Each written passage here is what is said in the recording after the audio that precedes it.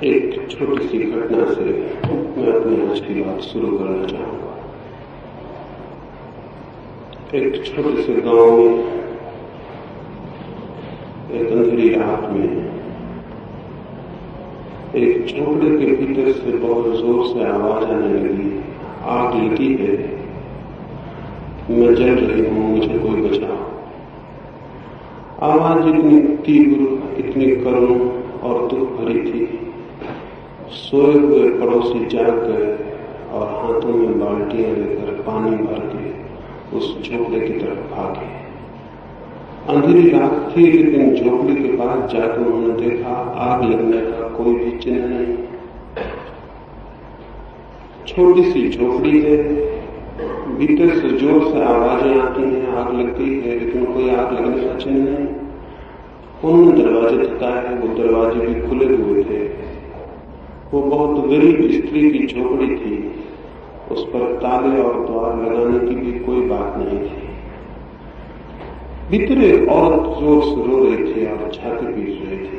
वे सारे लोग परेशान हुए। उन्होंने कहा, आग कहाँ है, हम जरूर उसे बुझाएं। लेकिन वो स्त्री जो रोती थी हंसने लगी और उसने कहा, आग बाहर होती तो तुम जरूर बुझा देते, लेकिन आग मेरे भीतर लगी और उसे मेरे सिवाय कोई दूसरा नहीं बुझा सकेगा। इसलिए तुम वापस लौट जाओ और अच्छा हो तुम भी अपने घर जाकर देखो कि वहां भी तो भीतर आग नहीं लगी। बजाय इसके कि तुम किसी और की आग बुझाने जाओ, तुम भी देखो, शायद तुम्हारे भीतर भी आग लगी हो और उसे बुझाने की जरूरत। शायद ही वे पड़ोसी समझ पाए हो क्या उसने कहा। वो राबिया नाम की एक फकीर औरत थी। करीब करीब मनुष्य के भीतर सदा से एक आग लगी हुई है। उसे बुझाने के सब भांति के उपाय चलते हैं। अब तक जाति के भांति तो मनुष्य की उस आग को बुझाने में कोई सफलता नहीं मिली। कुछ थोड़े से लोगों ने बुझा ली होगी, लेकिन पूरी मनुष्यता अब भी भीतर एक आग से परेशान और पीड़ित है। जैसे उस रात उस बूढ़ी औरत की आग को बुझाने के लिए लोग बाल्टियां लेकर दौड़े। करीब करीब उस आग को बुझाने के लिए अब तक जो प्रयास हुआ है वो भी ऐसा ही है। आग भीतर है, बुझाने की कोशिश बाहर है। इस बुझाने की, बाहर की बुझाने की कोशिश से विज्ञान का जन्म हुआ है। आग भीतर है, मनुष्य की पीड़ा भीतर है, उसका दुख, उसकी चिंता और संताप भीतर है, और बाहर से उसे बुझाने के जो उपाय चल रहे हैं उनसे विज्ञान निरंतर विकसित हुआ, खड़ा हुआ। विज्ञान तो खड़ा हो गया। इधर सैकड़ों वर्षों के मनुष्य के श्रम ने विज्ञान की बड़ी उन्नति के शिखर स्पष्ट कर लिए, जीत लिए, लेकिन आग जहां थी वही है। शायद आज उसकी पीड़ा और भी गहरी हो गई है।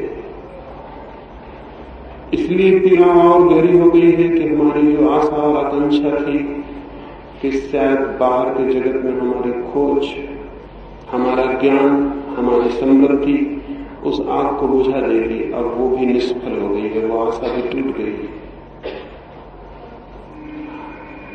सब भांति बाहर एक तीव्रतम संभावी विकास हुआ है, लेकिन मनुष्य भीतर और भी दरिद्र दिखाई पड़ने लगा है, क्योंकि बाहर इतना विकास हुआ है और भीतर मनुष्य वही का वही है। और इस दरिद्रता के बड़े घातक परिणाम आने शुरू हुए हैं। पिछले थोड़े से ही वर्षों में 2 महायुद्ध हुए और 2 महायुद्धों में कोई 10 करोड़ लोगों की हमने हत्या की। 10 करोड़ छोटी संख्या नहीं है। एक भी परिजन मर जाता है तो हम जानते हैं क्या होता है। 10 करोड़ लोगों की हत्या, और फिर तो उसके बाद जो तैयारी चली है उसमें शायद हम पूरी मनुष्य जाति को भी समाप्त कर रहे हैं, ये भी हो सकता है। मरने के कुछ ही दिन पहले आइंस्टीन को किसी ने पूछा था कि तीसरे महायुद्ध में किन अस्त्र शस्त्रों का प्रयोग होगा। आइंस्टीन ने कहा कि तीसरे के बाबत तो मैं कुछ भी नहीं कह सकता, लेकिन चौथे के बाबत निश्चित है। उसने पूछा, वो हैरान हुआ। उसने कहा कि तीसरे के बाबत कहने में असमर्थ हैं, तो चौथे के बाबत कैसे कहेंगे। आइंस्टीन ने कहा, दो बातें तय हैं। पहली बात तो ये कि चौथा महायुद्ध जहां तक होगा ही नहीं। उस आदमी ने पूछा कि क्या ये हो जाएगा कि मनुष्य लड़ना छोड़ देगा। आइंस्टीन ने कहा, नहीं, मनुष्य के बचने की तीसरे युद्ध के बाद कोई संभावना नहीं। चौथा महायुद्ध इसलिए नहीं होगा कि मनुष्य ही नहीं होगा, और अगर हुआ भी कभी चौथा महायुद्ध कभी, तो तीसरे और चौथे महायुद्ध में हजारों वर्षों का फासला होगा। और जो चौथे महायुद्ध में अस्त्र शस्त्र प्रयोग होंगे वे वही होंगे जो पहले महायुद्ध में प्रयोग हुए होंगे, पत्थर के, लकड़ी के औजार। ये डर और ये संभावना खड़ी हो गई है कि शायद पूरी मनुष्य जाति समाप्त हो जाए। विज्ञान के इतने उत्कर्ष के बाद मनुष्य के भीतर अगर उसकी आत्मा विकसित न हुई हो तो शक्ति अविकसित हाथों में खतरनाक हो जाती है। नादिर शाह हिंदुस्तान की तरफ आता था, तब रास्ते में एक बहुत बड़े ज्ञानी से उसका मिलना हुआ, और उस नादिर ने पूछा उस ज्ञानी को कि मैं सुनता हूं कि दिन में नींद लेना बुरा है, बहुत ज्यादा सोना बुरा है, क्या आप मुझे बता सकेंगे कि बहुत ज्यादा सोना बुरा है या कम सोना अच्छा है? उस वृद्ध ने कहा, ये एक एक आदमी पर अलग अलग निर्भर होगा। तुम जैसे लोगों का बहुत ज्यादा सोना अच्छा है, क्योंकि तुम जागे रहोगे तो कोई न कोई उपद्रव होगा, कोई न कोई परेशानी होगी। बुरे लोग सोए रहे तो अच्छा है। ऐसे ही अज्ञानी मनुष्य के हाथ में शक्ति न आए तो अच्छा है। अज्ञान भीतर हो और शक्ति हाथ में आ जाए तो सिवाय दुर्घटना के और कुछ भी नहीं हो सकता। विज्ञान ने शक्ति दी है, लेकिन मनुष्य के भीतर वो शांति नहीं जो उस शक्ति का सम्यक उपयोग कर सके। उसके भीतर तो परेशानी बढ़ती चली गई है, और उसकी परेशानी का एक ही परिणाम हो सकता है, और ये आप स्पष्ट रूप से ख्याल में ले लें कि जो आदमी परेशान है, भीतर दुखी है, भीतर चिंतित है, कष्ट में और पीड़ा में है, उस मनुष्य का एक ही सुख होता है, केवल एक ही सुख, और वो ये कि वो दूसरों को भी पीड़ा में डाल दे और कष्ट में डाल दे। जो मनुष्य दुखी है उसका एक ही सुख होता है कि वो दूसरों को ज्यादा से ज्यादा दुख में डाल दे। इसके अतिरिक्त उसकी सुख की और कोई कल्पना नहीं होती। मनुष्य है भीतर दुख में और आग लगी है उसके आत्मा में, तो विज्ञान की शक्ति बड़ी खतरनाक है। इसके द्वारा उसे मौका मिल गया है कि वो दूसरों को कितने भी कष्ट में डाल दे। और इधर हम 50 वर्षों से निरंतर इसी की खोज कर रहे हैं कि हम ज्यादा से ज्यादा दुख, ज्यादा से ज्यादा मृत्यु लाने में कैसे सफल हो सकते हैं। ये हैरानी की बात है। जरूर ही मनुष्य का चित्त कुछ रुग्ण होगा, बीमार होगा, विक्षिप्त होगा, अन्यथा मृत्यु को लाने की इतनी आयोजना और इतना चिंतन नहीं हो सकता था। एक छोटी सी, एक बिल्कुल झूठी कहानी कहूंगा, फिर इस संबंध में कुछ और जो बातें मुझे कहनी है वो मैं आपको कहूं। कहानी मुझे बड़ी प्रीतिकर है, एकदम ही झूठी है, एकदम असत्य है, लेकिन मनुष्य के बाबत शायद उससे सच्ची और कोई बात आज नहीं हो सकती। मैंने सुना है ये स्थिति देखकर परमात्मा परेशान हो गया, बहुत परेशान हो गया कि मनुष्य को क्या हुआ जा रहा है और मनुष्य कैसे आत्मघाती प्रयास में संलग्न है, इससे भी उसे चिंता हुई होगी। और उसने 3 बड़े राष्ट्रों को अपने पास बुलाया, इंग्लैंड को, रूस को और अमेरिका को। ये कहानी थोड़ी पुरानी होगी, नहीं तो इंग्लैंड को कौन बुलाता। ये कहानी थोड़ी पुरानी है, उस वक्त इंग्लैंड की एक ताकत रही होगी, तब उसे बुलाया था। और उन तीनों प्रतिनिधियों से कहा कि हम बहुत हैरान हैं, तुम्हारी सारी शक्ति मनुष्य की हत्या की ओर नियोजित हो गई है और डर है इस बात का कि तुम पूरी मनुष्य जाति को समाप्त कर दो, न केवल ये बल्कि हो सकता है पूरे प्राणी जगत को समाप्त कर दो। इस भय से भयभीत होकर मैं खुद ही तुम्हें ये मौका देता हूं और प्रार्थना करता हूं कि तुम एक एक वरदान मांग लो, तुम्हारी जो कामना है वो पूरी हो जाए ताकि जीवन बच सके। तुम क्या चाहते हो आखिर? इस दौड़ के पीछे इरादे क्या हैं? अमेरिका के प्रतिनिधि ने कहा कि हे परमात्मा, हमारी बड़ी कोई आकांक्षा नहीं, बड़ी छोटी आकांक्षा है, पूरी हो जाए तो हम निश्चिंत हो जाएं और ये सब उपद्रव भी बंद हो जाए। ईश्वर ने कहा कहो, तुम कहो, मैं पूरा कर दूं। शायद उसे भी कल्पना नहीं थी कि वो क्या कहेगा। उस प्रतिनिधि ने कहा कि हे पिता, छोटी सी इच्छा पूरी कर दें, दुनिया तो हो लेकिन दुनिया में रूस का कोई निशान न रह जाए, फिर और कोई उपद्रव नहीं, फिर सब शांति हो जाए। एक ही कठिनाई है जिससे जीवन उलझ गया है और वो ये रूस का होना है। ईश्वर ने बहुत वरदान दिए हैं, पुराणों में कथाएं हैं, लेकिन ऐसा कोई वरदान कभी मांग ही नहीं गया था। वो बहुत हैरान हुआ, उसने रूस की तरफ आंखें घुमाई। रूस के प्रतिनिधि ने कहा महानुभाव, या हो सकता है कहा हो कामरेड, मुझे पता नहीं, ये भी हो सकता है कहा हो कामरेड। कहा महानुभाव, एक तो हमें विश्वास नहीं कि आप हो। कोई वर्ष हुए, कोई 50 वर्ष हुए, हमने अपने मंदिरों और मस्जिदों से और गिरजाघरों से आपको निकाल के विदा कर दिया और अब हमारे देश में आपकी कोई पूजा नहीं होती और कोई दिए नहीं जलाए जाते और कोई फूल नहीं चढ़ाए जाते। हम आपके भ्रम से बहुत दिन हुए मुक्त हो गए, लेकिन फिर भी हम दोबारा आपकी पूजा शुरू कर सकते हैं और स्वीकार कर लेंगे कि आप हो, और स्वीकार कर लेंगे आंख बंद करके जो भी आप कहोगे। लेकिन छोटी सी आकांक्षा हमारी पूरी हो जाए तो प्रमाण बन जाए आपके होने। हम नक्शा तो चाहते हैं लेकिन अमेरिका के लिए कोई रंग नहीं चाहते उसमें। दुनिया का नक्शा हो, अमेरिका के लिए कोई रंग न रह जाए। ईश्वर ने बहुत घबरा के ब्रिटेन की तरफ देखा। ब्रिटेन के प्रतिनिधि ने जो कहा वो मन में रख लेने जैसा है।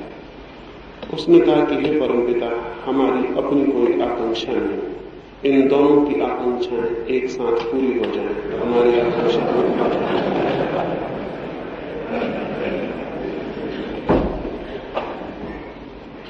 ऐसी स्थिति हो, और ये कहानी तो एकदम झूठ है, लेकिन ये स्थिति झूठ नहीं, ऐसा ही हमारे मनों में चल रहा है। ऐसे ही विनाश तो हम उत्सुक हैं, और इसमें कोई ब्रिटेन और अमेरिका और रूसी सम्मिलित हो तो गलती हो जाएगी। हम भी, सारी दुनिया के सभी लोग, चाहे वे कहीं रहते हो दुनिया के किसी कोने में, उन सब की आकांक्षा दूसरों को कष्ट और दुख देने की और मिटा देने की है। राष्ट्रों के तल पर यह चलता है, व्यक्ति के तल पर भी यही चलता है। आप एक बड़ा मकान बना लेते हैं और बड़े प्रसन्न हो जाते हैं। इस ख्याल में न रहे कि बड़े मकान से आपको प्रसन्नता मिल रही है, किन्हीं लोगों के मकान आपने छोटे कर दिए होंगे, उससे प्रसन्नता मिल रही है। और अगर कोई और बड़ा मकान आपके करीब खड़ा हो जाए तो यही बड़ा मकान जिसमें आप हैं आपको दुख देने का कारण हो जाए। जब हम किसी का मकान छोटा कर पाते हैं तो प्रसन्नता मिलती है, और जब हम किसी को पीछे छोड़ पाते हैं तो प्रसन्नता मिलती है, और जब हम जीवन में किसी को लंगड़ा कर देते हैं, पंगु कर देते हैं तो प्रसन्नता मिलती है। दुखी चित्त का एक ही लक्षण है, वो दूसरे को दुख देकर प्रसन्न होता है, और आनंदित चित्त का भी एक ही लक्षण है, वो आनंद को बांट के प्रसन्न होता है। जो हमारे पास है वही तो हम बांटेंगे, वही हम बांट सकते हैं। दुख मनुष्य के भीतर गहरा है और विज्ञान ताकत उसके हाथ में अपरिसीम दे दिया तो खतरा होगा। दुख देने की क्षमता हमारी बढ़ गई और भीतर हम दुखी हैं।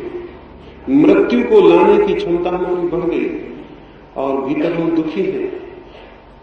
जीवन को विनष्ट करने की क्षमता हमारी बढ़ गई और हमारे भीतर कोई आनंद, कोई सौंदर्य, कोई संगीत नहीं। तो परिणाम ये होना स्वाभाविक है। विज्ञान की शक्ति की खोज अपने आप में घातक सिद्ध हो गई, लेकिन मनुष्य का मन कुछ एक्सट्रीम्स में, कुछ अतियों में डोलता है। ऐसे देश और ऐसी संस्कृतियां भी रही जिसे हम खुद, जिन्होंने इसी तरह अतिशय से, इसी तरह एक्सट्रीम पर धर्म की भी खोज की है। और मैं ये निवेदन करना चाहूं, धर्म अकेला भी घातक सिद्ध हो जाता है। कोई ये न सोचे कि विज्ञान अकेला घातक सिद्ध हो जाता है, धर्म अकेला भी घातक सिद्ध हो जाता है। इसलिए धर्म अकेला घातक सिद्ध हो जाता है कि भीतर शांति तो बढ़ती है, लेकिन बाहर अशक्ति, कमजोरी, दीनता और दरिद्रता का राज्य हो जाता है। और अब तक दुनिया में जो भी संस्कृतियां विकसित हुई हैं, उनमें से कोई भी संस्कृति इतनी पूर्ण नहीं रही कि उसने भीतर और बाहर के बीच एक संतुलन और समन्वय खोज लिया। या तो पूर्व के देशों ने धर्म का इस भांति अनुसरण किया कि वे बाहर दरिद्र, दीन और दास हो गए, या पश्चिम के लोगों ने बाहर का इस भांति अनुसरण किया कि वे भीतर एकदम आत्मा को खो उठे। इन दो अतियों पर अभी तक मनुष्य का मन डोला है। और आज भी जो लोग इस संबंध में चिंतन करते हैं, उनमें से अधिक पक्षपाती हैं। उनमें से या तो धर्म के पक्षपाती हैं या विज्ञान के पक्षपाती हैं। मेरा निवेदन है कि मनुष्य के बाबत इस तरह के पक्षपात घातक हैं, और हमें मनुष्य को उसकी समग्रता में, उसकी पूर्णता में देखना और अंगीकार करना चाहिए। मनुष्य न तो केवल शरीर है और न केवल आत्मा। अगर वो शरीर मात्र ही होता तो विज्ञान पर्याप्त था, अगर वो आत्मा मात्र ही होता तो धर्म पूरा था। लेकिन मनुष्य दोनों का एक अद्भुत सम्मेलन, दोनों के एक अद्भुत संतुलन, दोनों की एक अद्भुत कीमिया से पैदा हुई इकाई है। इसलिए उसका जीवन और उसकी संस्कृति और उसकी सभ्यता यदि किसी एक को चुनाव करेगी तो भटक जाएगी। अब तक मनुष्य जाति की सभी सभ्यताएं भटकी हुई सभ्यताएं रही, वे सभी एक कांगी। एक छोटी सी कहानी मुझे स्मरण आती। रोम में एक बादशाह बीमार पड़ा। वो बहुत बीमार था, बहुत वर्ष उसकी चिकित्सा हुई, दूर दूर से वैद्य बुलाए गए, चिकित्सक बुलाए गए, लेकिन वो ठीक नहीं हो सका। कुछ बीमारी भी पकड़ में न आई, बीमारी ही समझ में नहीं आई। फिर तो चिकित्सकों ने कहा कि इसका बचना असंभव है, दिन दो दिन की बात है और ये समाप्त हो जाएगा। उसकी आंखें भी खुलनी बंद हो गई, उसकी श्वास भी डूबने लगी, वो करीब करीब बिस्तर पर अधमृत होकर पड़ रहा। लेकिन तभी एक वजीर ने आके खबर दी कि चिंतित न हो और निराश न हो। एक फकीर गांव में आया और उस फकीर के बाबत लोगों का ख्याल है कि वो तो मुर्दे को भी जिला दे, तो अभी तो आप जिंदा हैं, मरने से तो कम बचा ही सकता है। राजा ने आंखें खोली, उसने कहा जल्दी करो, देर न करो, क्योंकि श्वास का कोई भरोसा नहीं कि जो बाहर जाती है वो भीतर लौटे या न लौटे। वे भागे हुए उस फकीर को लेकर आए। उस फकीर ने कहा ये तो कोई बड़ी बीमारी ही नहीं है, और इसलिए चिकित्सक असफल रहे, क्योंकि बीमारी थी ही नहीं, तो वो बीमारी खोज कैसे पाते। और उन्होंने जो दवाएं दी हैं, उन दवाओं ने इस आदमी को मरने के करीब पहुंचा दिया है, बीमारी ने नहीं। इसका तो बड़ा सीधा सा इलाज है। राजा जो कि महीनों से पड़ा था उठ के बैठ गया और उसने कहा कौन सा इलाज? उस फकीर ने कहा बड़ा सीधा और सरल, इस बड़ी राजधानी में जाओ और किसी ऐसे आदमी के वस्त्र ले आओ जो सुखी भी हो और समृद्ध भी, और उसके वस्त्र से पहना जाए, बस ये रात बीतते बीतते स्वस्थ हो जाए। वजीर नाच उठे खुशी से, महल के बुझे दिए जला दिए गए, महल में गीत और नाच होने लगे। तो बड़ी खुशी की बात थी, इलाज आसान था। वजीर भागे किसी ऐसे आदमी के वस्त्र लेने जो सुखी भी हो और समृद्ध भी। लेकिन जैसे जैसे जिन जिन भवनों में हो गए, हर भवन से लौटते वक्त उनकी निराशा बढ़ती गई। जिसके पास भी वो गए उसने कहा कि मैं अपने प्राण दे दूं राजा को बचाने के लिए, लेकिन मेरे वस्त्र कारगर नहीं होंगे। समृद्धि तो मेरे पास है, लेकिन सुख से मैं अपरिचित हूं। धन मेरे पास है, भवन, बड़ी शक्ति, लेकिन बड़े पद, लेकिन सुख मैंने अभी जाना नहीं। अभी कामना करता हूं, सपने देखता हूं, उसे पाया नहीं। हर भवन से लौटते वक्त वे निराश होते गए। धीरे धीरे सांझ हो गई, सूरज ढलने लगा और वे वजीर इकट्ठे हुए और उन्होंने कहा कि राजा का बचाना तो मुश्किल मालूम पड़ता है। हम तो भ्रम में थे। उनके साथ जो नौकर दौड़ रहा था दिन भर, उसने कहा ये तो मैं उसी वक्त समझ गया था कि ये नहीं हो सकेगा, क्योंकि जब राजा के वजीर ही किसी और के कपड़े लेने जा रहे थे तभी मुझे शक हो गया, क्योंकि अगर ये होने वाला होता तो राजा के वजीर ही अपने कपड़े दे देते। तुम जब दूसरों से कपड़े मांगने गए तभी मुझे शक हो गया था कि ये इलाज होगा नहीं, राजा मरे, किस मुंह से राजा के पास जाए। तो सोचा अंधेरा हो जाए, सूरज ढल जाए तो चले। सूरज ढले, वे राजमहल की तरफ चले। राजमहल के पीछे ही नदी बहती थी और वहीं उन्होंने बांसुरी की आवाज सुनी। दूर नदी के उस पार कोई पत्थर पर बैठ के बांसुरी बजाता था। उसके स्वर में कुछ ऐसा जादू, कुछ ऐसा आनंद था, कुछ ऐसे सुख की गंध थी। उन्होंने सोचा अंतिम प्रयास और करें, हो सकता है यह आदमी सुखी हो। इसके स्वर इतने आनंद से भरे हैं, इतने प्रेम से, इतनी खुशी से। वे गए और अंधेरे में जाकर उस आदमी के हाथ जोड़ के खड़े हो गए और उन्होंने कहा हमारा सम्राट मृत्यु के करीब है और हम एक ऐसे आदमी की खोज में है जो सुखी हो, उसके वस्त्रों से हमारा राजा ठीक हो जाए, क्या तुम अपने वस्त्र देने की कृपा करोगे? वो आदमी हंसने लगा। उसने कहा सुखी तो मैं हूं, लेकिन अंधेरे में आपको दिखाई नहीं पड़ रहा, मैं नग्न बैठा हूं, मेरे पास वस्त्र नहीं है। फिर वो राजा मर गया, क्योंकि कुछ लोग मिले जो समृद्ध थे लेकिन सुखी नहीं थे, और एक आदमी मिला जो सुखी था लेकिन समृद्ध नहीं था, और वो राजा मर गया।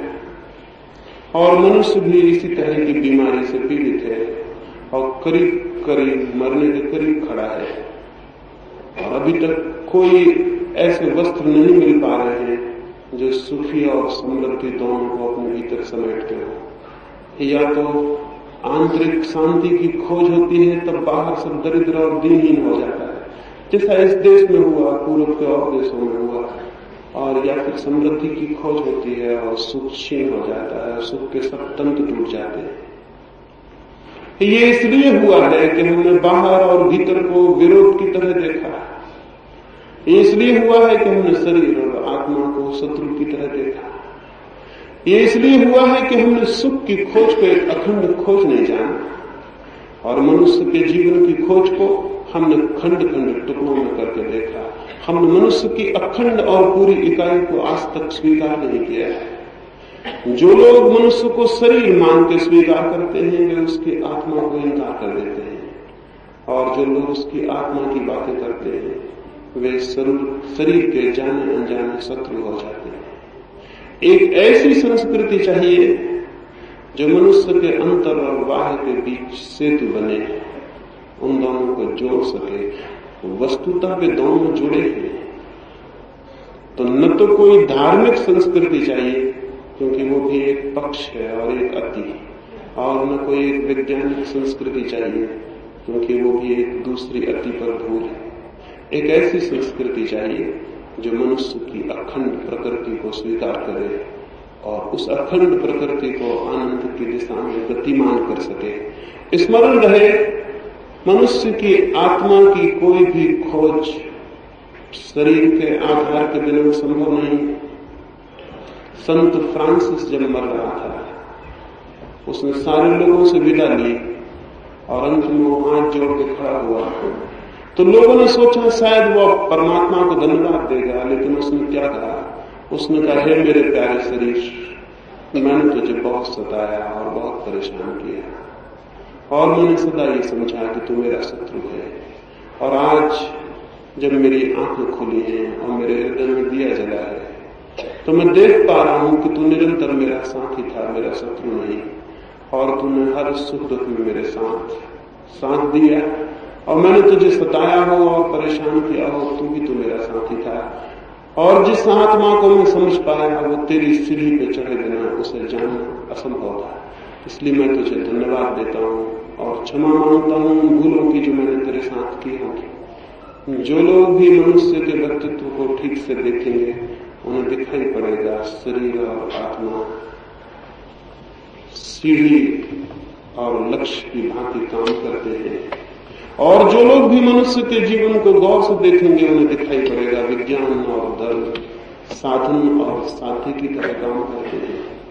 विज्ञान अकेला रह जाए तो खतरा हो जाता है, अकेली सीढ़ी रह जाती है, रास्ता रह जाता है, पहुंचने को कोई जगह नहीं रह जाती। और अकेला धर्म रह जाए तो पहुंचने की जगह तो रह जाती है, लेकिन पहुंचने वाले सब मार्ग टूट जाते हैं और तब जीवन पंगु होता है। जीवन अब तक पंगु रहा है। एक दिशा है जिसे हम बाहर की दिशा कहें, वहां विज्ञान ने पदार्थ को खोजा, उसके रहस्य को खोजा। एक और दिशा है जिसे हम भीतर की दिशा कहें, वहां धर्म ने कुछ सत्य खोजे। लेकिन विज्ञान के सत्य ज्यादा प्रभावी हो सके क्योंकि विज्ञान एक सार्वजनिक सत्य है, और धर्म के सत्य उतने प्रभावी नहीं हो सके क्योंकि धर्म से अर्थ हिंदू, मुसलमान, ईसाई, जैन और बौद्धों से है। धर्म आज भी आपस में टूटा हुआ, आपस में विरोध में, आपस में टुकड़े टुकड़ों में, विरोधी टुकड़ों में बटा है। इसलिए धर्म की वो प्रभावना नहीं हो सकी जो विज्ञान की हो सकी। विज्ञान एक अखंड सत्य की तरह खड़ा हुआ, पूर्व और पश्चिम के फासले गिर गए, संप्रदायों के फासले गिर गए, छोटे छोटे प्रादेशिक घेरे गिर गए, एक एक कबीले की अपनी मान्यताएं गिर गई और सारी मनुष्यता का विज्ञान खड़ा हो सका। अभी सारी मनुष्यता का धर्म खड़ा नहीं हो सका है। इसलिए धर्म तो हार रहा है रोज। इसलिए नहीं कि धर्म कम ताकत की चीज है, बल्कि इसलिए कि धर्म का खेमा आपस में बटा हुआ है और आपस में लड़ रहा है। और ये हिंदू और मुसलमान और ईसाई और जैन और बौद्ध जब आपस में लड़ते हैं तो स्वभावतः इनकी शक्ति तो आपस में लड़ने में समाप्त हो जाती है और अधर्म की शक्तियां अपने आप बड़ी हो उठती हैं। विज्ञान के ऊपर कसूर नहीं है, कसूर है तो धार्मिक लोगों के ऊपर ही है। इस समय जिसका चित्त भी थोड़ा धार्मिक है उसके सामने पहली जो बात उठेगी वो ये कि अगर वो ठीक ठीक अर्थों में रिलीजियस है, धार्मिक है, तो वो हिंदू और मुसलमान होने से मुक्त हो जाए। क्योंकि दुनिया में इन नामों के कारण ही धर्म का जन्म नहीं हो पा रहा। कोई 300 फेथ, कोई 300 संप्रदाय हैं सारी जमीन पर और वे सब एक दूसरे के विरोधी। 299 प्रत्येक एक के विरोध में खड़े हैं। उनकी सारी ताकत आपस में लड़ती है और समाप्त हो जाती है। धर्म भी वैसे ही एक शक्ति है जैसे विज्ञान, और धर्म के सत्य भी वैसे ही यूनिवर्सल है, वैसे ही सार्वलौकिक जैसे विज्ञान के।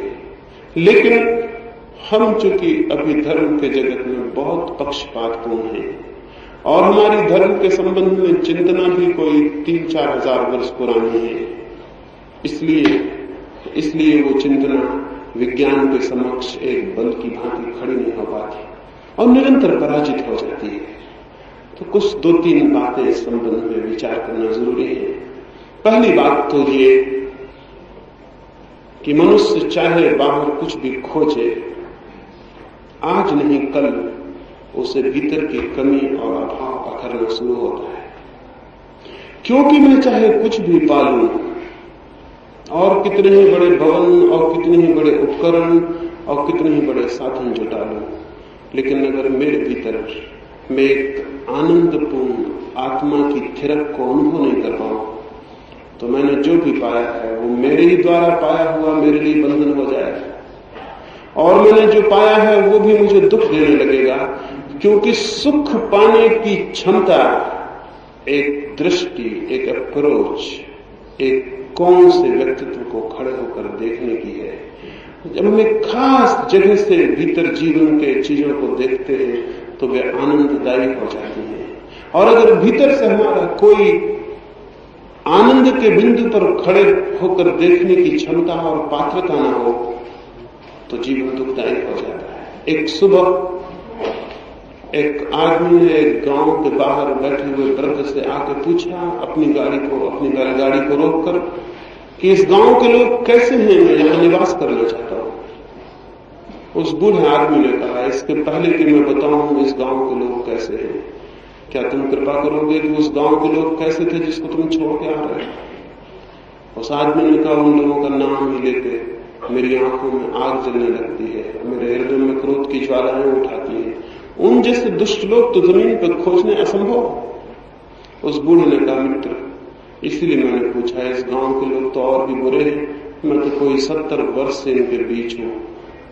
तुम कोई और गांव खोज लो, जिस गांव को तुम छोड़ के आ रहे हो उस गांव से भी बुरे लोग तुम यहां पाओगे। वो आदमी चला गया और वो जा भी नहीं पाया था। उसी के पीछे एक और बैलगाड़ी आकर रुकी, कोई और यात्री, और उसने भी वही पूछा उस बूढ़े से, इस गांव के लोग कैसे हैं, हम यहाँ रुकना चाहते हैं, यहीं बस जाना चाहते हैं। उस बूढ़े ने कहा, पहले मुझे ये बताओ कि जिस गांव से तुम आते हो वहां के लोग कैसे। उस आदमी की आंखें खुशी से भर गई और आंखों में खुशी के आंसू आ गए, और उसने कहा कि उन लोगों की याद भी हृदय को बड़ी स्मृति से भर देती है। उतने भले लोग पृथ्वी पर कहीं खोजने कठिन। दुख तो दुर्भाग्य तो यही है कि कुछ मजबूरियों में मुझे उस गांव को छोड़ना पड़ा, लेकिन यही आशा लेके आया हूं कि आज नहीं कल फिर उसी गांव में जाकर बस जाऊंगा। उतने प्यारे लोग खोजने कठिन। उस बूढ़े ने कहा, आओ, तुम्हारा स्वागत है, मैं 70 वर्ष से इस गांव में रहता हूं, इस गांव के लोग तुम उस गांव से भी अच्छे पाओगे। जीवन को देखने की एक दृष्टि यदि आनंदपूर्ण हो तो बाहर सब आनंदपूर्ण हो जाता है, और जीवन की देखने की दृष्टि यदि दुख और अंधेरे से भरी हो तो बाहर सब अंधकार हो जाता है। विज्ञान बाहर की दुनिया को बना रहा है, जरूर बनाया जाना चाहिए। बाहर की दुनिया जैसी मिली है उसे वैसा ही केवल वे स्वीकार कर सकते हैं जो हर अर्थों में काहिल, सुस्त और जिनके जीवन में कुछ भी करने की कोई उमंग, कोई जीवन को बदलने की आकांक्षा नहीं है। निश्चित ही बाहर की दुनिया बदली जानी चाहिए, निश्चित ही बाहर की दुनिया में और बेहतर दुनिया निर्मित की जा सकती है, लेकिन इतनी ही बात अधूरी होगी और भूल भरी होगी, क्योंकि बाहर की दुनिया वही दे सकती है जो भीतर का मनुष्य लेने की तैयारी में होता है। और अगर भीतर का मनुष्य गलत है तो बाहर की ठीक दुनिया भी नरक बन जाएगी। प्रश्न बिल्कुल ये नहीं है कि बाहर की दुनिया कैसी है, बहुत गहरे में प्रश्न यही है कि भीतर का मनुष्य कैसा है।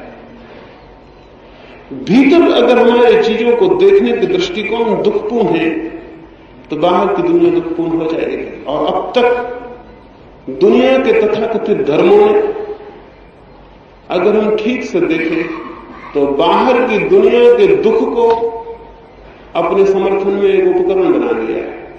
वो ये कहते हैं कि दुनिया दुख से भरी है, जन्म मरण दुख से भरा है, इसलिए तुम एक ऐसे मोक्ष की खोज करो जहां सब आनंद ही आनंद हो। ये झूठी और नासमझी की बात है।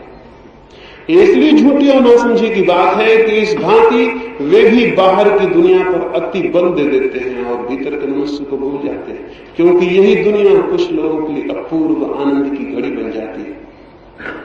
तो सवाल ये बहुत बड़ा नहीं है कि इसको छोड़ के कोई कहीं भाग जाए, सवाल बहुत बड़ा यही है कि वो इसके बीच अपने को कैसे परिवर्तित कर ले कि जिसे हम दुख और नरक की भांति जानते हैं वो आनंद और मोक्ष की भांति बन जाए।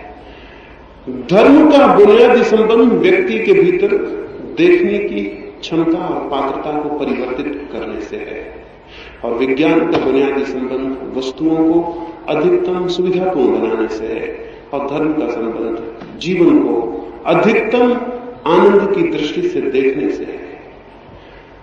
धर्म के बिना तो विज्ञान अधूरा होगा ही, धर्म के बिना तो विज्ञान घातक होगा ही, धर्म के बिना तो जीवन में आनंद की कोई किरण नहीं हो सकती है।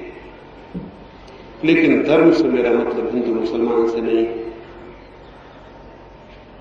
धर्म से मेरा मतलब निरंतर दोहराई गई बातों, शास्त्रों और परंपराओं से नहीं। धर्म से मेरा मतलब है जीवन को आनंदपूर्ण ढंग से जीने के उपाय से। जो व्यक्ति भी, चाहे वो एक कवि हो और गीत गाता हो, और चाहे एक मूर्तिकार हो और मूर्ति बनाता हो, और चाहे एक वैज्ञानिक हो और खोज करता हो, चाहे एक अध्यापक हो, चाहे एक दुकानदार हो, चाहे एक चमार हो और जूते बनाता हो, जो व्यक्ति भी अपने जीवन की समग्रता को आनंद की दृष्टि से देखने में सफल हो जाता है, उसे मैं धार्मिक मनुष्य कहता हूं। जो व्यक्ति भी अपने जीवन को आनंद के बिंदु से देखने में समर्थ हो जाता है, उसे मैं धार्मिक व्यक्ति कहता हूं। जो व्यक्ति भी हर घड़ी और हर स्थान पर मोक्ष में रहने में समर्थ हो जाता है, उसे मैं धार्मिक व्यक्ति कहता हूं। वो व्यक्ति धार्मिक नहीं है जो मोक्ष की खोज करता है कहीं दूर आकाश में। वो व्यक्ति धार्मिक नहीं है जो जन्म मरण के पार मोक्ष की खोज करता है। वही व्यक्ति धार्मिक है जो अपने भीतर इसी घड़ी और अभी मोक्ष को पाने में समर्थ है। मोक्ष को पाने का अर्थ है कि उसके देखने के, जीवन को देखने की दृष्टि बदल गई। दो फकीर जापान में एक संध्या अपने झोपड़े पर वापस लौटे। वर्षा के दिन आ गए हैं और जो बादल आकाश में गिर गए हैं और आज नहीं कल पानी गिरेगा। वे दोनों बहुत दिन से यात्रा पर थे और वर्षा के भय से, वर्षा के पहले घर पहुंच जाए, अपने झोपड़े पर भागे हुए आ रहे थे। लेकिन जैसे ही वे झोपड़े के पास पहुंचे, ठगे से रह गए। उनमें से एक तो बोला कि हे परमात्मा, इसीलिए तो तुम पे शक आ जाता है, ये क्या किया तुमने? हवाओं ने उस झोपड़े के आधे छप्पड़ को उड़ा दिया। उनमें से एक फकीर ने कहा कि इसी से तो शक आ जाता है तुम्हारे होने पर। गांव में पापियों के बड़े बड़े महल खड़े हैं और ये गरीब फकीरों के झोपड़ा ही तुमको उड़ाने को मिला। अगर हवाओं को ही जोर आजमाइश करनी थी तो किसी महल पे कर लेती, और अगर तुम्हारा ही दिल चीजों को तोड़ने का हो गया था तो कोई बड़ा महल तोड़ लेते। ये गरीबों के झोपड़े को तोड़ने में तुम्हें शर्म भी न आई। उसने अपने दूसरे फकीर से कहा, देखते हो? लेकिन दूसरे की तरफ देखते हुए हैरान हो गया। वो दूसरा फकीर घुटने टेक के हाथ जोड़े आकाश की तरफ बैठा है, उसकी आंखों से आनंद के आंसू बह जाते हैं। वो हैरान हुआ, उसने उसे हिलाया और पूछा कि क्या करते हो? उसने कहा, मैं परमात्मा को धन्यवाद देता हूँ, बड़ी है उसकी कृपा और अनुकंपा, नहीं तो हवाओं का क्या भरोसा, पूरा झोपड़ा भी उड़ा ले जा सकती थी। उन्होंने आधा छप्पड़ छोड़ दिया। आंधियों का कौन सा विश्वास, पूरे छप्पड़ को भी गिरा सकती थी, लेकिन आधा छप्पड़ छोड़ दिया। तो बिना धन्यवाद दिए कैसे रहूं? उसकी कृपा, उसकी अनुकंपा बड़ी है। और रात वे दोनों उसी झोपड़े में सोए। पहला तो रात भर नहीं सो सका, रात भर उसे चिंता पकड़ी रही। दूसरा बहुत गहरी नींद भी सोया और सुबह उठ के उसने एक गीत लिखा और उस गीत में उसने कहा कि परमात्मा, मुझे पता ही नहीं था कि आधे छप्पड़ का आनंद कैसा होता है, अन्यथा हम तुम्हारी हवाओं को कष्ट न देते, हम खुद ही आधा छप्पड़ गिरा देते हैं। रात ही मैंने देखा, जब भी आंख खुली तो आधे छप्पड़ से आकाश के तारे भी दिखाई पड़े, चांद भी दिखाई पड़ा। और अब तो अद्भुत हो जाएगा, वर्षा आने को है, आधे में हम सो भी जाएंगे, आधे में वर्षा की बूंदें गिरेंगी, उनका संगीत भी सुनेंगे। इसका हमें ख्याल नहीं था, हम तुम्हारी हवाओं को कष्ट न देते, हम खुद ही आधा गिरा देते। दूसरा भी रात उसी झोपड़े के नीचे था, लेकिन रात भर क्रोध में और गुस्से में था और रात भर चिंता में था। इन दोनों व्यक्तियों में दूसरे व्यक्ति को मैं धार्मिक कहता हूं, पहले व्यक्ति को धार्मिक नहीं कहता। जीवन को जो उसके आनंद और आलोक से भरे पहलू की ओर से देखने में समर्थ हो जाता है, वो धार्मिक है। और तब उसे कोई मोक्ष खोजना नहीं पड़ता, उसे मोक्ष मिल जाता है। और तब कहीं उसे दौड़ना नहीं पड़ता, वो जहां है वहीं, उसी जगह, उसी स्थिति, उसी दशा में वो उसे पा लेता है, जिससे पाए बिना जीवन कभी भी एक सौंदर्य, जीवन कभी भी धन्यता नहीं हो सकता है। धर्म से मेरा अर्थ है जीवन की आनंदपूर्ण दृष्टि को उपलब्ध कर लेना। विज्ञान से अर्थ है जो बाहर हमारे चारों तरफ फैला हुआ जगत है वो भी परमात्मा का है, वो जो पदार्थ है वो भी परमात्मा का है। उसके भीतर जो छिपे हुए राज हैं, वो जो सीक्रेट्स हैं, वो जो मिस्ट्रीज हैं, वो जो रहस्य हैं, वो खोज लेना। उन रहस्यों को खोजकर जीवन बहुत समृद्ध हो सकता है, लेकिन जीवन की अगर वो दृष्टि उपलब्ध ना हो जो चीजों से आनंद ले सकती है तो नहीं, तो फिर और जीवन दुखी हो जाएगा। भीतर दुख होगा और बाहर ताकत होगी तो और कुछ नहीं हो जाएगी। इसलिए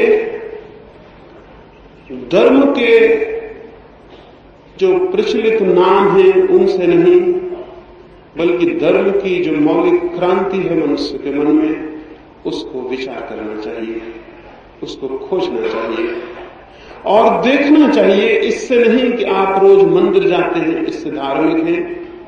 जिसको भी धोखा देना होता है धार्मिक होने का, वो रोज मंदिर जा सकता है, उसमें कोई बहुत कठिनाई नहीं है। इससे नहीं कि आप कैसे कपड़े पहनते हैं, हो सकता है आप लंगोटी लगा लें, इससे कोई धार्मिक होने का संबंध नहीं है। हो सकता है आप रोज सुबह उठ के गीता पढ़ते हो, इससे भी, या कुरान पढ़ते हो, धार्मिक होने का संबंध नहीं है। धार्मिक होने का संबंध है प्रतिक्षण जीवन को आप कैसा लेते हैं, एक आनंद की भांति या एक दुख की भांति। जीवन जैसा आपके सामने प्रकट होता है वो एक प्रेमपूर्ण आमंत्रण की भांति या एक बोझ की भांति। और अब तक जो तथाकथित धार्मिक है उसने जीवन को बोझ के ढंग से लिया है। वो कहता है कि जन्म मृत्यु से छुटकारा चाहिए। रविन्द्रनाथ ने मरते वक्त अपने एक मित्र को कहा, एक ही प्रार्थना और करनी है परमात्मा से कि अगर तू मुझे इस योग्य समझे कि मुझे फिर जीवन मिले तो मुझे फिर जीवन देना, क्योंकि मैं धन्य हुआ तेरे जीवन को पाकर और मैंने वो सब जाना जो प्रेमपूर्ण था और जो आनंदपूर्ण था। और अगर मैं न जान सका हूं तो उसमें भूल मेरी रही होगी, तेरी कोई भूल नहीं थी। जीवन को जो इतनी आनंद से लेगा वही धार्मिक है। लेकिन हम तो जानते हैं उन लोगों को जो चेहरे उतार के जीवन को लेते हैं, उनको हम धार्मिक कहते हैं। उदास और गंभीर नहीं, वे रुग्ण हैं। उदास और गंभीर व्यक्ति रुग्ण हैं। आनंदित और प्रफुल्लित और जिसके प्राण किसी गीत से गूंज रहे हों और किसी संगीत से। चीन में 3 फकीर हुए, उनका नाम ही 3 लाफिंग सेंट्स हो गया है, 3 हंसते हुए फकीर। वे जिस गांव में गए उस गांव में उन्होंने कोई उपदेश नहीं दिया। उस गांव के चौरस्तों पर खड़े होकर बस वे हंसने लगे और तीनों इतने जोर से हंसते और उनकी हंसी ऐसी मुक्त और ऐसी आनंदपूर्ण कि सारे गांव में धीरे धीरे हंसी की लहर फैल जाती। और जितने दिन तक वे उस गांव में रहते, उस गांव में लोग हंसते ही रहते और उस हंसी में वे कुछ जान पाते। जीवन को जो गंभीरता से लेता है वो जान नहीं पाता। जीवन को तो बच्चों जैसी सरलता से और आनंद से लेता है वही जान पाता है। उनमें से एक फकीर मरा तो गांव के लोगों ने कहा कि अब तो निश्चित ही उसके 2 साथी उदास हो जाएंगे और दुखी हो जाएंगे।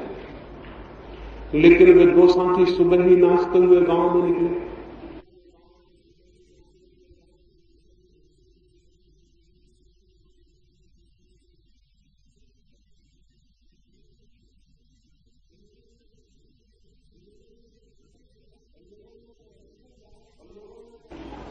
और लोगों ने उनसे पूछा कि आज तुम 2 ही हो और एक कहां? तो उन्होंने कहा वो एक तो बहुत धन्यभागी है, वो हमसे पहले बड़ी यात्रा पर निकल गया और अब हम उसको नाच के और गीत गा के विदा देने की तैयारी कर रहे हैं, क्योंकि जिसके साथ इतने आनंद के क्षण बिताए उसे उदास और आंसू भरी आंखों से विदा देना मित्रता के प्रति घात होगा। अब हम नाच के और गीत गा के तैयारी कर रहे हैं और हंस के कि हम उसे हंसते हुए विदा दे सकें। और वो जो आदमी मर गया था उसने सोचा कि जब मैं मर जाऊंगा लोग मुझे बहुत प्रेम करते हैं, वे जब मुझे चिता पे चढ़ाएंगे तो बहुत दुखी हो जाएंगे और ये शुभ न होगा कि उनके दुख में मैं विदा लूं। तो उसने अपने साथियों से कहा कि तुम मेरे वस्त्र मत उतारना, मैं जिन वस्त्रों में मरूं उन्हीं वस्त्रों में मुझे चिता पर चढ़ा देना। अंतिम उसकी इच्छा थी तो वैसा ही किया गया। गांव भर उदास था। वे दो मित्र तो नाचते हुए गीत गाते हुए मरघट तक गए, लेकिन गांव भर उदास था। लेकिन फिर जैसे ही उसकी लाश चिता पर रखी गई, धीरे धीरे हंसी फैलने लगी और उस कब्र के, उस चिता के आसपास इकट्ठे लोग हंसने लगे और नाचने लगे। क्या हुआ? उस मरते हुए फकीर ने अपने कपड़ों में फुलझड़ी और पटाखे छिपा रखे थे, वो फूटने लगे चिता पर और लोग हंसने लगे। और उन्होंने कहा कि वो मरते हुए भी हमें हंसा रहा है। धार्मिक व्यक्ति वो है जो आनंद से जीता है और आनंद से मरता है। और जो आदमी आनंद से जीने का रहस्य पा जाता है, मृत्यु भी उसे आनंद हो जाती है, क्योंकि मृत्यु उसे परमात्मा से मिलन का अर्थ ले लेती है। वो जीवन से विदाई नहीं होती, परम जीवन से मिलन हो जाता है। धार्मिक व्यक्ति में उसे कहता हूं जो प्रतिक्षण आनंद में जीने की खोज में हो। लेकिन इन सारे लोगों को मैं धार्मिक नहीं कहता। जो वस्त्र बदल लेते हैं, घर बदल लेते हैं, गांव छोड़ देते हैं, परिवार छोड़ देते हैं और किसी दूरगामी मोक्ष की पीड़ा को, किसी दूरगामी मोक्ष की कामना में पीड़ित और परेशान होते हैं, ये तो सब लोभी लोग हैं। इनकी तृप्ति, इनके लोभ की तृप्ति संसार से भी नहीं होती थी, ये मोक्ष चाहते हैं। ये तो अत्यंत कामी लोग हैं, इनकी तृप्ति संसार के क्षणभंगुर सुखों से नहीं होती, तो ये स्थायी सुख चाहते हैं। ये बिल्कुल ऐसा सुख चाहते हैं जो कभी खंडित ना हो, ऐसा मोक्ष चाहते हैं जो कभी मिटे नहीं। इनकी चूंकि जीवन की छोटी छोटी चीजों में कोई खुशी नहीं है, ये सिर्फ परमात्मा को पाना चाहते हैं, उसी को पाकर ये खुश हो सकेंगे। लेकिन मैं निवेदन करूं, जिसने जीवन के छोटे से रास्ते पर खिले हुए छोटे छोटे फूलों में खुशी नहीं पाई, वो परमात्मा से मिलकर भी खुश नहीं हो सकेगा। और जिस व्यक्ति ने जीवन के क्षुद्रतम प्रवाह में, छोटी छोटी बूंदों में भी आनंद की पुलक नहीं देखी, वो अगर मोक्ष में भी पहुंच जाए तो आनंदित नहीं हो सकेगा, क्योंकि वो तो वही रहेगा जो था और उसके देखने की दृष्टि वही रहेगी, उसके देखने का कौन वही रहेगा, चीजों को समझने की वृत्ति वही रहेगी। उसे मोक्ष में बिठा देने पर भी वो मोक्ष से मुक्त होने की किसी साधना में लग जाए। जो मुक्त होने की ही कोशिश में लगा है, वो मोक्ष में भी मुक्त होने की कोशिश में लग जाएगा। धर्म का संबंध मुक्त होने से कम, जीवन को उसकी पूरी गहराई में जीने से ज्यादा है। इस मुक्ति की आकांक्षा ने जीवन को उसकी पूरी गहराई में जीने से हमें वंचित कर दिया है। और चूंकि धर्म के तल पर हमारा कोई जीवन नहीं है, फिर सीधा विज्ञान रह गया और शरीर का जीवन रह गया है। तो मैं निवेदन करता हूं, जिसे हम आमतौर से जीवन जानते हैं, उससे बड़ा जीवन भी हमारे निकट है। और इसी जीवन में जो सुख को खोज रहा है वो गलती में है। उसे थोड़ा भीतर अपने व्यक्तित्व को वैसी सृजनशीलता से गुजारना होगा जहां वो और बड़े आनंदों को देखने में समर्थ हो जाए। जहां पत्थर दिखाई पड़ रहा है वहां परमात्मा दिखाई पड़ सकता है, केवल देखने वाली आंखें चाहिए। और जहां कुछ भी नहीं दिखाई पड़ रहा वहां सब कुछ दिखाई पड़ सकता है, केवल देखने वाला हृदय चाहिए।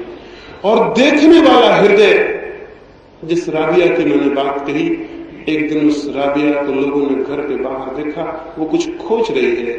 कोई राहगीर निकलता था, उसने पूछा क्या खोजती हो? उसने कहा मेरी सुई खो गई है, उसे मैं खोजती हूँ। राहगीर दयालु था, बूढ़ी औरत का साथ देने के लिए वो भी सुई खोजने लगा। और 2-4 लोग निकले, वो भी साथ देने लगे। और तभी एक व्यक्ति ने खड़े होकर पूछा कि सुई है बहुत छोटी चीज, रास्ता है बहुत बड़ा, अंधेरा उतरता आ रहा है, तुम ठीक ठीक बताओ सुई कहाँ खोई, नहीं तो बहुत मुश्किल है खोज लेना। उस राबिया ने कहा ये न पूछो तो अच्छा, पहले भी जो लोग खोज रहे हैं उन्होंने भी नहीं पूछा, तुम भी क्यों पूछते हो? उसने कहा कि बड़ी गड़बड़ बात है। बाकी लोग भी रुक गए। उन्होंने कहा कि ये तो हमें ख्याल में भी नहीं आया कि हम पहले ये पूछें कि सुई खोई कहाँ। उस राबिया ने कहा सुई तो मेरी कोठरी के भीतर खोई है, लेकिन मैं हूं गरीब औरत, तो मेरे पास दिया जलाने का कोई उपाय नहीं। तो जब सुई मेरी गिर गई तो अंधकार होने लगा भीतर, तो मैं बाहर की झोपड़ी में दरवाजे पर दहलान में खोजने आ गई। वहां थोड़ी रोशनी थी सूरज की, फिर वो भी चली गई तो अब मैं सड़क पर खोज रही हूं, क्योंकि जहां रोशनी नहीं वहां खोजेंगे कैसे? उन लोगों ने कहा तुम बड़ी पागल औरत हो, और जब भी तुम करती हो कोई ना कोई पागलपन करती हो। ये क्या पागलपन है? अगर सुई भीतर खोई है तो रोशनी भीतर ले जानी पड़ेगी, बजाय इसके कि जहां रोशनी है वहां खोजा जाए। कितना ही खोजो, सुई नहीं पाई जा सकती। वो राबिया खूब हंसने लगी और उसने कहा कि यही समझाने को मैंने सुई खोजने लगी, मेरी कोई सुई खोई भी नहीं है।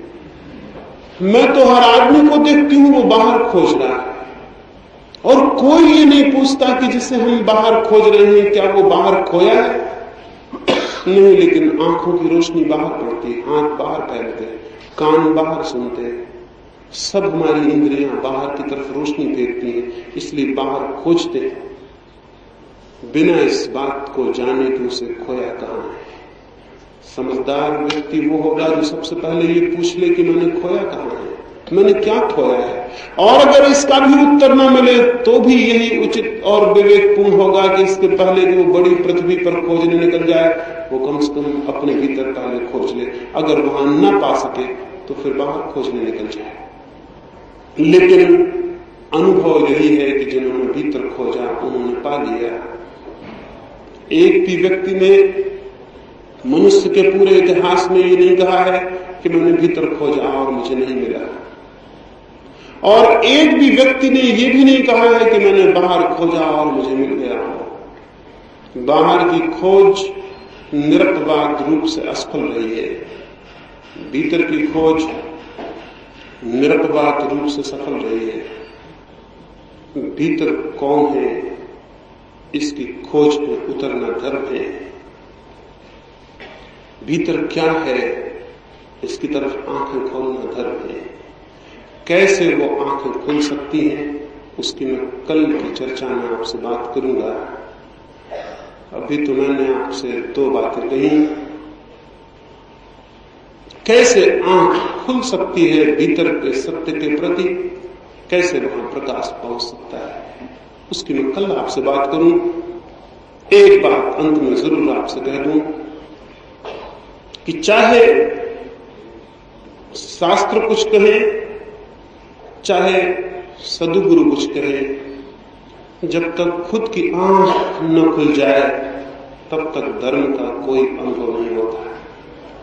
विज्ञान के साथ एक सुविधा है, विज्ञान एक ट्रेडिशन है, एक परंपरा है। विज्ञान वैयक्तिक अनुभव नहीं। बिजली चल रही है, हमें कुछ भी पता नहीं है कैसे चल रही है, लेकिन हम बटन दबाते हैं और चल जाती है। कोई जानता होगा, लेकिन हम सबको इस बात की जानने की जरूरत नहीं होती। विज्ञान प्रत्येक व्यक्ति को जानने की बात नहीं है, प्रत्येक व्यक्ति उपयोग कर सकता है। धर्म के साथ उल्टी बात है। धर्म को प्रत्येक व्यक्ति को जानना होता है तो ही उपयोग कर सकता है, अन्यथा उपयोग नहीं कर सकता। धर्म बिल्कुल निजी, बिल्कुल इंडिविजुअल, बिल्कुल वैयक्तिक अनुभव है। जैसे प्रेम का अनुभव है वैसे ही परमात्मा का अनुभव अत्यंत वैयक्तिक। किसी दूसरे के अनुभव से कुछ भी आंख नहीं खुलती और किसी दूसरे के अनुभव से कुछ भी पता नहीं चलता। एक अंधे आदमी के सामने हम प्रकाश की बातें करें, उसे कुछ भी पता नहीं चलता है, लेकिन आंख खुल जाए तो वो प्रकाश को जान लेता है। इसलिए धर्म अत्यंत व्यक्तिगत दर्शन है। खुद की आंख खुल जाए तो ही हम जान सकते हैं, तो ही, और कोई दूसरा उपाय नहीं। उधार और दूसरों से सीख के धर्म के जगत में कुछ भी नहीं हो सकता। इसलिए तो विज्ञान विद्यापीठ में और विश्वविद्यालय में पढ़ाया जा सकता है, धर्म नहीं पढ़ाया जा सकता। पढ़ाने का कोई उपाय नहीं है। विज्ञान एक सामूहिक संपत्ति बन जाता है, धर्म निरंतर वैयक्तिक अनुभव है। और जब भी हम उसे सामूहिक संपत्ति बनाते तब हिंदू पैदा हो जाता है, मुसलमान पैदा हो जाता है, ईसाई, जो कि बीमारियां हैं, जो कि धर्म नहीं है। जब भी हम धर्म को सामूहिक बनाते हैं तब एक ऑर्गेनाइजेशन खड़ा हो जाता है जो कि खतरनाक सिद्ध होता है। और स्मरण रखें, जब भी कोई ऑर्गेनाइजेशन होता है तो शैतान सबसे पहले उस पर कब्जा कर लेता है। शैतान हमेशा कोशिश में रहता है कि कहीं लोग इकट्ठे हो जाएं तो वो कब्जा कर ले, और अगर लोग इकट्ठे ना हो तो शैतान कोशिश करता है कि इकट्ठे कर लो। एक दफा शैतान को खबर, उसके मित्रों ने खबर दी, और उसके बहुत मित्र हैं, सब तरफ उसके अखबार वाले और उसके पत्रकार और उसकी न्यूज एजेंसी है। उन्होंने एक दफे शैतान को खबर दी कि एक आदमी को सत्य उपलब्ध हुआ जा रहा है। शैतान अपने साथियों को लेकर भागा। रास्ते में ही उसके आके और मित्रों ने खबर दी कि अब व्यर्थ जा रहे हैं, उसको तो सत्य उपलब्ध हो गया। शैतान बोला तब जल्दी जाओ और गांव में खबर कर दो, गांव गांव में ढोल पीट कर खबर कर दो कि फला आदमी को सत्य उपलब्ध हो गया है, ताकि लोग उसके आसपास इकट्ठे हो जाएं और लोगों में ऐसा जोश भरो कि वो संगठित हो जाएं। बस वो संगठित हुए कि सत्य मर जाएगा, क्योंकि सत्य तो बिल्कुल वैयक्तिक है और जहां संगठन खड़ा हुआ वहां उपद्रव। शैतान परेशान नहीं हुआ, उसने गांव में खबर कर दी, लोग इकट्ठे होने लगे, भीड़ लगने लगी और उन्होंने एक संगठन बना लिया और संगठन के भीतर वो जो सत्य का दिया जला था वो विलीन हो गया। सभी संगठनों ने सत्य की हत्या की है। धर्म है बिल्कुल वैयक्तिक, उसका ऑर्गेनाइजेशन से, समूह से, संगठन से कोई वास्ता नहीं। उसका तो प्रत्येक व्यक्ति की उसकी निजी चेतना में उतरने से वास्ता है। और वे आंखें कैसे उस सत्य की तरफ उठ जाएं, उसकी मैं कल आपसे बात करूं। मेरी इन बातों को इतनी शांति और प्रेम से सुना है, उससे बहुत बहुत अनुग्रहित हूं। परमात्मा